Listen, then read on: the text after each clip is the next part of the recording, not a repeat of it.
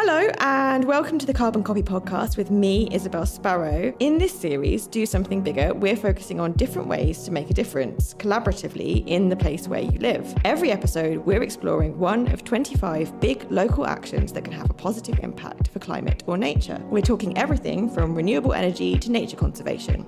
So if today's topic doesn't appeal to you, do come back next time as the next theme might be more relevant to you. Today's episode is called Farm with Nature, and I'm delighted to introduce my special guest host, Kathryn Machin, Head of Community Engagement Campaigns at WWF UK, who's going to be helping me explore this action further. Kat, I think it's fair to say that people might be a bit surprised to hear that WWF is involved with a podcast episode about farming. Can you give us a bit of background about why this topic is important to WWF and the sorts of projects you're working on that relate to farming and agriculture? Yeah, absolutely. So it's not pandas on tractors or anything along those lines. It's that farmers are very much at the front line of our nature and climate crisis. And that is coming through, whether that's from extreme weather. We're seeing more and more farmers getting flooded and their crop yields being impacted by extreme weather. But we're also really aware that farmers have a huge amount of ability to change things, and many of them are already in that space and wanting to do more. They hold a huge amount of our land and the hope that can come from that. And we've seen that actually the relationship that the public have with farmers over the last 100 years or more, farmers have been heroes for us before, and they are still kind of heroes for us again when we face into some of these existential crises. So yeah, at the moment they're operating in a broken food system though. So it's really hard to be a farmer, trying to do the right thing by nature, trying to put in the right policies in place for your farm when you're facing into a climate crisis. And at WWF, we believe that there should be more support for farmers, whether that's from the supply chains that are driving a lot of the competitive nature of the farming world, or whether that's from government, who actually have a responsibility in helping farmers to help the rest of the UK in addressing the climate crisis. So yeah, farming is definitely very, very much part of the kind of world that you inhabit as an organisation. Are there any on-the-ground projects that WWF is implementing at the moment in partnership with farmers? So we do a lot of work to try and amplify farmers' voices. So we believe really strongly that because everyone will be impacted by the nature and climate crises, everyone should have a say in what comes next. And that's why we did some initiatives like the last time I was here, we were talking about the People's Plan for Nature. But it's really important that we hear from farmers and hear exactly what it is that they're already doing, some of the challenges that they face, and some of the things that they want to be able to implement. So a lot of our work involves partnering with farmers to understand more about what they want to see, trying to get schemes and projects off the ground that can be a bit of a testing bed for that. So we do a lot of work, whether that's with seaweed farmers in Wales or in Norfolk. We have a fair amount of work there where we're trying to test and learn how we can farm food in a way that meets our needs for nutritional security so that we can all eat a healthy and sustainable diet. How we can do that in a way that benefits nature and doesn't have the impact that we're starting to see. 73% of global wildlife populations are down. That's largely driven by food production. So we need to know how we can farm in a way that doesn't impact wildlife and also faces into the climate crisis so that we're not driving carbon into the atmosphere as we do that. Carbon Copy is a UK charity inspiring more big thinking local action for climate and nature. If you're interested to hear more from the Carbon Copy podcast, do go back and check out previous series and do subscribe to hear new episodes as soon as they land. We've spoken to a couple of really interesting experts in the nature-friendly farming space. First, we wanted to understand more from someone with literal experience in the field. Martin Lyons is an arable farmer working in Cambridgeshire. He's also the CEO of the Nature-Friendly Farming Network. And here he is talking about why it was necessary to set the network up. So I think it goes back to my own journey on the farm. We'd lost some of the nature and the biodiversity and the birds, and we'd started putting things back in place to recover some of that and use funded schemes.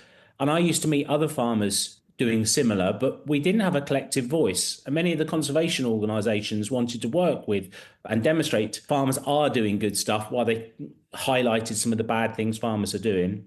So we created a voice, an organisation in 2017 that created the network, the Nature Friendly Farming Network, to bring those farming voices together. Because actually working together, we can achieve more. We're a stronger voice right across the UK sharing and inspiring farmers, but also inspiring policymakers and organisations, and hopefully public as well, who can recognise the differences within farming systems, and hopefully in future and the difference in produce they can purchase from those farmers delivering nature-friendly outcomes. There's just under 3,500 farmers, 9,000 members of the public, and a whole range of organisations. It's free to join for farmers, members of the public, and for organisations, because we want to bring a movement together to really drive a positive change for the future around food, farming, and our environment. I really think that some of the things that Martin was saying there are very closely aligned with what you were saying is kind of the aim of what WWF is doing with farmers, and in terms of giving them a voice, and in terms of kind of pushing out messages to kind of, you know, create more of a kind of mandate for change and support around farming. I think one of the things, and actually I wanted to pick up on something that you said a little while back, which was about, you know, farmers can be our heroes, and absolutely should be, in terms of, you know, we cannot survive without food. Where does our food come from? It comes from the people who grow it, the farmers, and the people who produce it, the farmers. But there is definitely a bit of a perception, I suppose, in the media that all farmers are one and the same. They kind of get tarred with the same brush. They get lumped together as a whole. And I think there might be a viewpoint that you know, there isn't this kind of farming taking place. There isn't this regenerative farming. There isn't this sustainable farming. So, so what are your thoughts about that, about how that kind of perception affects people's view on farming and agriculture? Yeah, I think it's dangerous when we start to block people off in like homogenous groups. And so farmers all think one thing, or farmers are all doing one exact practice. That absolutely isn't the case. And there's actually like a real danger of kind of, this isn't a word, but hero-fying farmers as well, because it puts undue pressure on individuals who are literally just trying to make a living and trying to feed people to then become like climate fighters and this like big heroic figure. But the fact is that farmers do have a huge amount of responsibility because they are managers over a huge amount of our land, and that's where a lot of these solutions can come from. So I think it's important that you hear all sides of that debate, but what we're probably not hearing enough of is those voices that are saying, look, we've tried this and this is the impact that we're having. And I think a really good example of that is actually James Robinson, who is the co-chair of Nature Friendly Farming Network alongside Martin. And he has a 150-year-old family farm that's been in their family for generations. 20 or so years ago, they switched to organic. And that was a huge, huge shift. That was the biggest change in their family farm in all of those generations that they had. And they only were able to do that because they got a government scheme that gave them 2 years worth of funding so that they could take the financial hit of the lower yields, of lower grazing from their animal stock. And now they're in a situation where 20 years later, they've got higher milk yields. It's cheaper to run their farm because they're not spending money on fertilizers. There's fewer inputs going in. They're getting more profit because the produce that comes from their farm is of higher quality, so they're selling it at higher rates. And they've got partnerships as well, not only with big contractors that take the bulk of their milk, but with local artisan cheesemongers. So you can see how those things can all interact. The other thing that we're seeing as well is that farming practices and farms can be really important for communities, whether that's local community shops or whether that's the ability to take children possibly from the city into farmed environments and teach them more about their farm system. And that's exactly what James is doing over in Cumbria. So it is a lot to kind of put on farmers, and we don't want to put undue pressure on them. There's already enough pressure as it is, but we can kind of try and raise some of those voices who've got real experience of what it's like to switch to regenerative agriculture. Yeah, absolutely. We also spoke to Stephanie McEvoy, who runs a sustainability consultancy in Northern Ireland, and she helps companies primarily in the food, agriculture and hospitality space to reduce their carbon emissions. She comes from a family of farmers and speaks really, really passionately about the need for support of farmers. And she's actually piloting a project called REAP, which is aiming to support farmers financially through investment from big businesses looking to improve their ESG scores. So she also talked about the challenging environment that farmers are experiencing at the moment. These people, at least in my part of the world in Northern Ireland, manage 70% of this country, 70% of a really tiny space. But that's the rest of us only occupy 30%. So they maybe make up 2 to 5% of the population. and they're managing 70% of a country. Why are we not giving these people more time, attention, budget, resource, support, like space in the conversation? That some of them are doing it really, really well and some of them are doing a really bad job. But instead we seem to, and it's seen in so many ways, conversations have become more and more black and white, and people are less in the nuance, they're less in the kind of in between.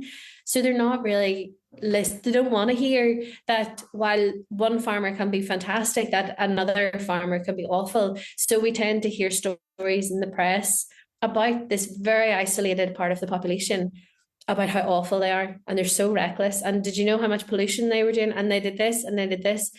And all the context of the reason why corners are being cut and farmers have a much higher rate of health and safety issues than any other industry is because they're being pushed on price, is because we don't recognise the value of that part of our economy. So what Stephanie has just kind of described there is an issue that we have to really carefully face into. We've got a situation where cost of living has never been higher, but our food prices are still relatively low comparative to the rest of Europe.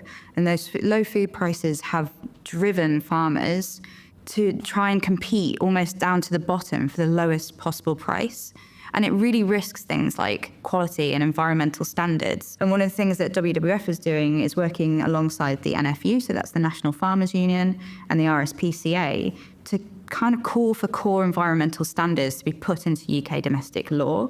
And that means that imports that come into the country will also have to meet those standards and are not going to be undercut by some of those lower quality standards of food that could come in and potentially appeal a lot more to consumers because they're at lower prices. Now, I want to be really clear that what WWF is not calling for is for our food prices to suddenly shoot up. I mean, I'm definitely feeling that in my weekly shop, and I'm sure everybody else is too. But we are calling for more responsibility within the supply chains themselves, because they're taking huge amounts of profit and it is driving really difficult living standards for people just generally, but also creating a really difficult condition for farmers to operate in. And again, it goes back to that broken food system. Now, supply chain is one area that you can kind of try to influence and try to get better practice in, but government also have a responsibility as well to look at this system, recognise that it's broken and do something about it. Yeah, absolutely. And obviously this podcast is very much about how we can encourage more action, whether that's, with the people that you live with or the people that you work with, but that action can also take the form of lobbying, calling for change, speaking to your local MP, speaking to your council, speaking to, people in positions of power, because, it has to come from all sides. Yeah, absolutely. And I think what Stephanie was talking about as well is about, again, to that point, these are individuals that are responsible for a huge amount of land, especially in Northern Ireland, where it's even more emphasised, but have such little say in how we get there. And I think that really needs to change as well. So speaking about action, there are different ways of taking action on this issue. We asked Martin to tell us more about the sorts of actions the members of the Nature Friendly Farming Network are taking. So it depends on your farming system and where you are in the UK. But they may be put in flower strips, birdseed mixes, supplementary feeding, cover crops, less intensive inputs, so reducing non-organic fertilisers and pesticides, moving to a more whole farm approach where they're reducing pollution by runoffs and soil loss by having habitats and grass margins, focusing on soil health. And if you're a livestock farmer, many of the actions may be resting your grass for longer, having more diverse grass swards and herbal lays rather than high input ryegrasses that take a lot of fertiliser, and being careful of the amount of animals they have and the amount of manure they produce within their landscape to reduce pollution into watercourses. So there's a whole range of different actions that different farmers can take. So all of that is quite interesting and potentially some of it a little bit technical. Don't necessarily know about the ins and outs of different kinds of grasses. And I think it's probably safe to assume that most people listening to this are not farmers. So I also asked Martin to tell us more about what the general public can do to take action for this. I think first thing, sign up and be a member, because that gives us the numbers and the clout to push to governments and others, say, move more of your funding and support to this sort of farming practices. If you can, buy locally and seasonally wherever possible. If you can connect to a local producer that's doing good stuff, look out on various websites that highlight locally produced food at a high environmental level that can be posted or sent to you. And also, if you are talking, can you go and visit farms if you have the opportunity, and sort of highlight the good stuff that's going on, but also talk to MPs, your council, people who are in charge of procurement of supply chains, to say, could you purchase procurement for the supply chain from farmers doing nature-friendly things on their farm? So we have a real joined-up approach. But also, if they're recycling produce, we are bringing in composts from people's green bin waste to make really good fertile comp soil. But please separate your glass and your plastics out of those recycled materials so we can have better quality compost and not contaminate our land. And let's make a better circular economy in all of what we can do as citizens, as public, and then as us as farmers, land managers, and joining it all up. Yeah, this part of what Martin was talking about, I found really shocking. It was a sort of random part that he added into this conversation, but apparently there's a real problem with people not taking plastic and not taking glass out of their compost, their green. It's not green everywhere, but they're the food waste is what we always call it. Leaving plastic and leaving glass in there, and that ending up in the compost. And if you think about the impact that could have, and the issues that we're seeing all over the media about microplastics in water systems, all of that will be influenced by people not thinking carefully. And I think that maybe we have such an assumption that when you throw stuff in the bin, doesn't matter which bin you throw it in, it's going to get sorted. So there's no way that what you're doing could possibly have an impact on something like a farm, like the agriculture, like the food system. But actually, I think there are real risks and real impacts there. Yeah, definitely. I mean, just personally, like a big green flag for me is correctly sorted recycling. I'll go wild for that. Like, I love it because it's this old adage, right, of there's no such thing as a way. You can't throw things away. It ends up somewhere. And it's really difficult, like cognitively, when you don't see where it goes. So you do just put it in a bin, and then every Wednesday or whatever day your bin collection is, it disappears. But it has to go somewhere. And there's sometimes in the environment movement, there's this false fight between individual action and systems change. But actually, there is a lot of research that shows when you're taking more pro-environmental behaviours, and if that is the bare minimum of not putting glass in your composting bin, you are more likely to want to do more environmental behaviours like that. You might be more likely to even get to the point of voting for a policy or voting for a party that has greener policies. And we need to have both of those hand in hand. And you can really see it, like school kids really they do so many litter picks, they do all of those things. But when it comes to where you are at home, because you can't see where it goes, you have no idea what is actually the implication of it. So constantly having to dive into my bins to try and stop my housemates from putting the wrong bits in the wrong places. I'm honestly a delight to live with, I promise. As a charity, we're all about sharing solutions to climate change and biodiversity loss and supporting people in places around the UK to enact change in their communities and with the people around them. So I talked to Steph about how important it is for her business that farmers are able to share with and learn from each other. Like the average age of a farmer is 58.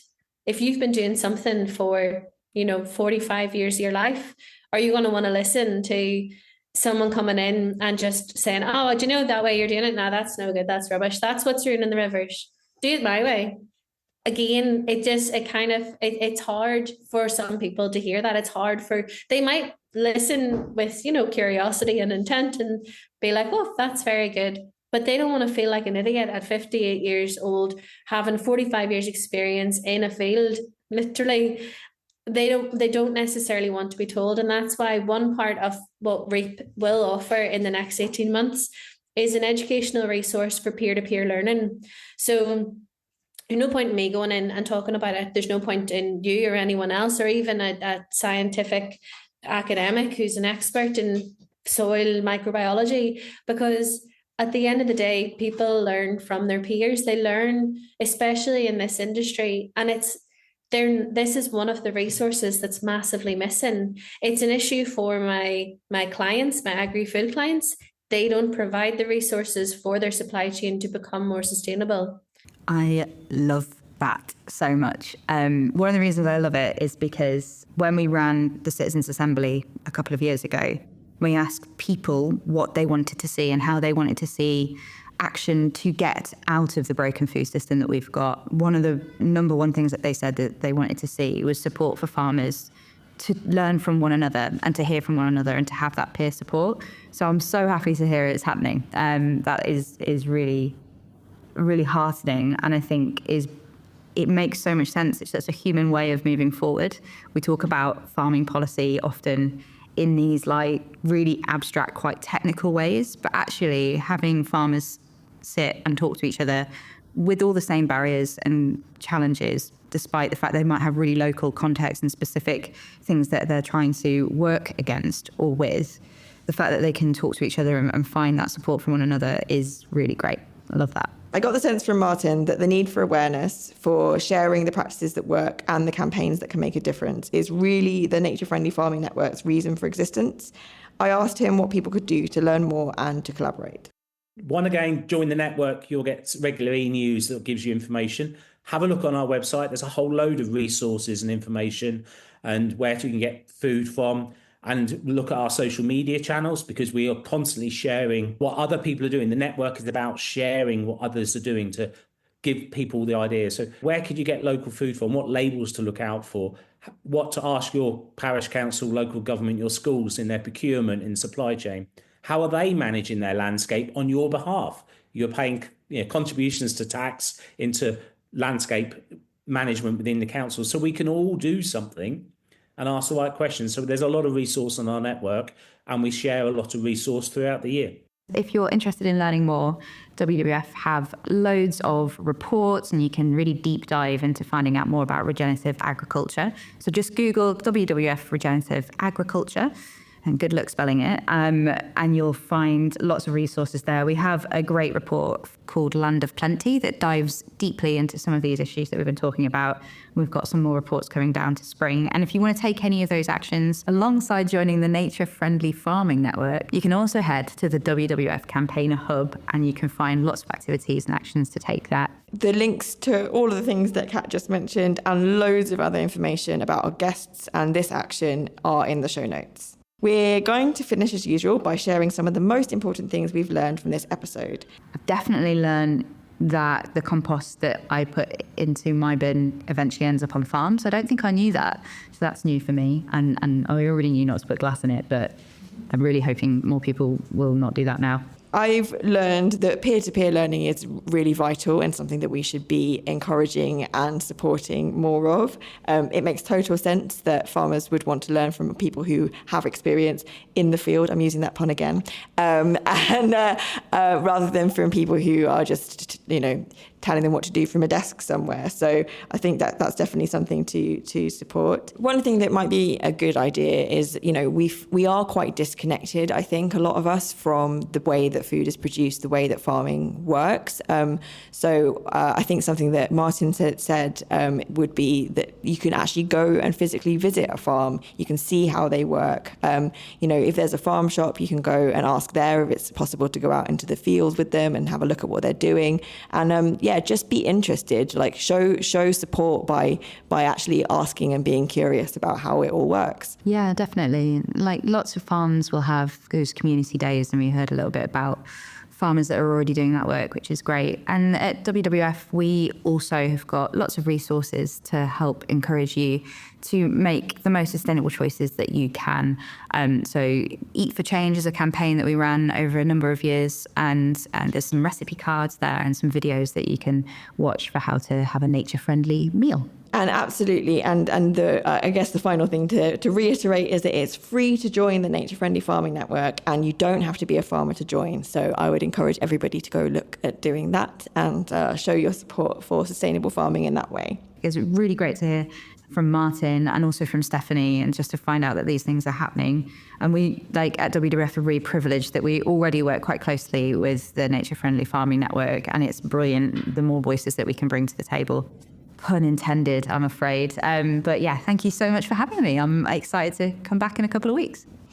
Thanks so much, Kat. Yes, Kat's going to be back to talk about creating space for nature in a few episodes' time. Please don't make me work out exactly how many, but at some point in the spring we'll be talking about that with Kat. So thanks so much, Kat. It's been an absolute pleasure to present this episode with you. Many thanks as well to our guests today, Martin Lyons from the Nature Friendly Farming Network and Stephanie McEvoy from ESG Made Easy and REAP. This episode of Do Something Bigger from the Carbon Copy podcast was written and presented by me, Isabelle Sparrow. My co-host was Kathryn Machin, Head of Community Engagement Campaigns at WWF UK. It was produced and edited by Bradley Ingham. If you've enjoyed this episode, please do share it with everyone you know. It really does help. Until next time, goodbye.